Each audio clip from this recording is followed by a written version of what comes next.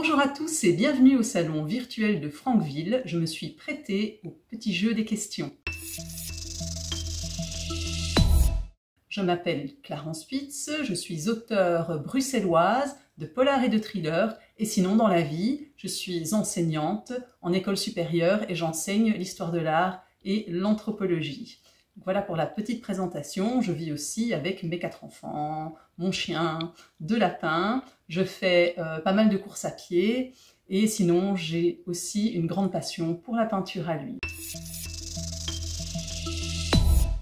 Alors le seul livre que j'ai lu plusieurs fois au cours de ma vie, et même de nombreuses fois, c'est L'écume des jours de Boris Vian. Donc ça a vraiment été un coup de cœur quand je l'ai lu dans le cadre en fait de l'école. C'était une lecture qui m'était imposée dans le cadre du cours de français. Et après ça, j'ai lu en fait tous les Boris Vian, et L'écume des jours est mon préféré. Je l'ai lu plusieurs fois avec toujours en fait une lecture différente suivant l'âge que j'avais. Donc je découvre toujours quelque chose quand je le lis. Alors, sans hésitation, j'aurais été extrêmement fière de pouvoir et d'être capable d'écrire Les piliers de la Terre de Ken Follett, qui pour moi est un petit chef-d'œuvre de littérature, parce que dedans il y a tout. Il y a le côté historique, il y a le côté politique, il y a du suspense, il y a l'intrigue, de la romance, il y a vraiment tout. C'est aussi une description du monde sociétal moyenâgeux. Donc pour moi, c'est vraiment un livre extrêmement complexe et complet, et j'aurais vraiment été fière de l'avoir écrit. Mais bon, peut-être dans une autre vie. Eh bien, aucun, je n'ai pas du tout honte de mes lectures. Enfin, je ne vois pas l'intérêt de lire des choses qui nous font honte. Donc voilà, j'assume tout à fait mes lectures. Alors, je n'ai pas vraiment de livres de chevet. Il y a des livres que je dois consulter régulièrement pour préparer mes cours, donc ce sont plutôt des livres scientifiques ou voilà, souvent des livres d'histoire de l'art, et j'y retourne régulièrement, je pioche des informations dedans, mais sinon je n'ai pas vraiment à proprement parler de livres de chevet. Eh bien, peut-être que je conseillerais ces bons vieux livres dont vous êtes le héros pour le côté ludique. Je pense que par le jeu, par le défi, les adolescents pourraient s'attacher à la lecture.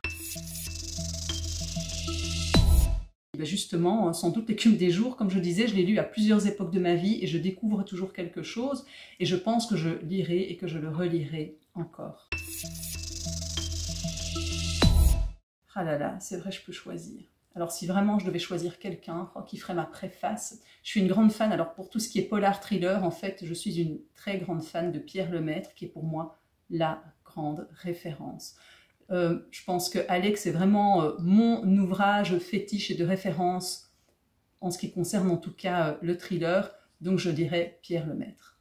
On peut toujours rêver. Alors, La cantatrice chauve de Ionesco, j'adore le côté absurde, j'étais pliée. Donc voilà, c'est un livre, enfin une pièce de théâtre en fait, qui m'a beaucoup fait rire. Je choisirais Bradley Cooper, évidemment. J'imagine bien Armand Bradley Cooper dans La parole du chacal, ou en Carole aussi dans Ineffaçable. Je le vois bien dans un de mes livres, Bradley Cooper. Eh bien, non, je n'aimerais pas être un personnage de roman. Les personnages sont bien dans les romans et je pense que nous sommes très bien dans la vie réelle. Par contre, si vraiment je devais choisir un personnage de roman, peu importe, mais je voudrais être un homme en fait. Comme ça, je verrais enfin, je vivrais, je saurais ce que c'est que d'être un mec. Voilà, c'est tout.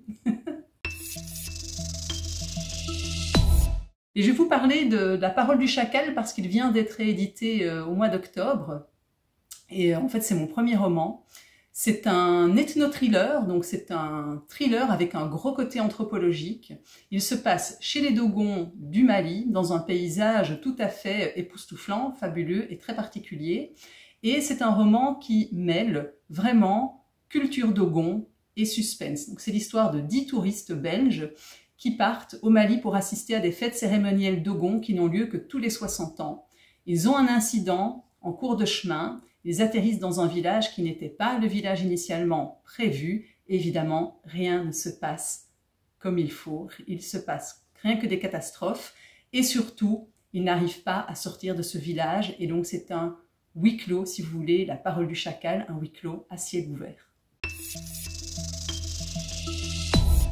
Eh bien non, c'est pas quelque chose que j'avais en tête quand j'étais jeune. Je ne me suis jamais dit, tiens, je rêve de devenir écrivain. Ça m'a un peu tombé dessus, même, on va dire, sur un malentendu ou suite à un défi. Donc en 2017, on m'a lancé un défi, j'ai participé à un concours. Mais sinon, j'avais jamais vraiment pensé écrire. J'avais écrit des articles pour un blog, mais sinon je n'écrivais pas.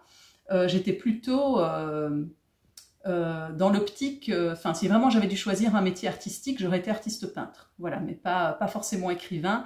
On va dire que c'est le hasard des choses qui m'a menée à l'écriture, mais j'en suis vraiment contente. Alors là, c'est facile, ce sont toujours des lieux qui m'inspirent. Tous mes scénarios, vraiment, partent d'un lieu bien précis et bien spécifique. Et d'ailleurs, mes romans, l'histoire ne pourrait jamais se dérouler ailleurs que là où elle se déroule. Ce serait impossible, tellement le lieu est un personnage en fait principal de mes livres. Il y a le Mali avec le pays d'Ogon pour la parole du chacal, il y a Bruxelles et ses fresques clandestines pour Ineffaçable, et pour le troisième qui sortira en 2021, il y a Amsterdam et l'Indonésie. Et là, de nouveau, il est impossible de déplacer l'histoire ailleurs. Alors, Facebook. J'ai un compte Instagram, je l'alimente de temps en temps, je consulte mon compte aussi, mais par contre, voilà, je suis beaucoup plus Facebook que Instagram. Alors, sans hésiter, là, PC, j'écris rarement d'abord dans un carnet. Parfois, je peux griffonner quelques idées parce que j'ai toujours un carnet dans mon sac, mais ça s'arrête là. Sinon, c'est d'office PC. Nuit, je suis un oiseau de nuit, donc je suis beaucoup plus inspirée pendant la nuit, et puis je travaille en fait la journée. Donc, pour être écrivain, pour le moment c'est une passion, puisque j'exerce un métier à côté, et pourquoi pas un jour un métier. Et ça, je pense que c'est le rêve de beaucoup d'auteurs, mais je garde vraiment les pieds sur terre, et donc je garde toujours mon métier. Voilà, merci beaucoup de m'avoir écouté, et j'espère à très bientôt. Au revoir.